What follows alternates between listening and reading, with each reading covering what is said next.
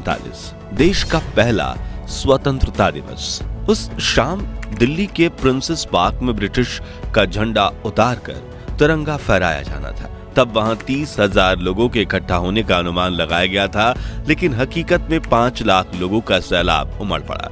खुद जवाहरलाल नेहरू और Lord Mountbatten को समझ नहीं आ रहा था कि मंच तक जाए कैसे।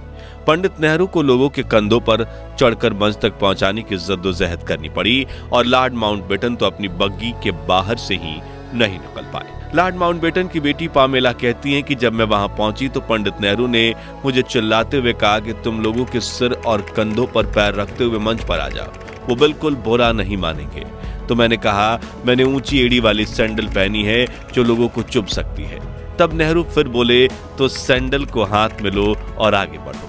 ये कहते हुए नेहरू भी लोगों के ऊपर से होते हुए मंच पर पहुंचे और फिर उन्हें देखते हुए मैंने भी अपनी सैंडल उतारकर हाथों में लिया और इंसानों के सरों पर कालीन की तरह पैर रखते हुए पहुंची, जहां मैं सरदार पटेल की बेटी मणिबेन पटेल के साथ जाकर खड़ी हो गई। उधर माउंटबेटन की बग्गी लोगों के सैलाबों के बीच इतनी बुरी तरह से फंस गई थी कि वो उसमें से उतरने की सोच भी नहीं सकते थे। इसलिए उन्होंने पंडित नेहरू की तरफ देखते हुए चिल्लाकर कहा, लेट्स होस्ट दी फ्लैग, यानी चलिए झंडा फहराइए। जिसके बाद प्रिंसेस पार्क में भारत का महान तिरंगा फहरा गया और माउंटबेटन ने अपनी बग्गी पर खड़े होकर ही तिरंगे को सलामी दी। जिसके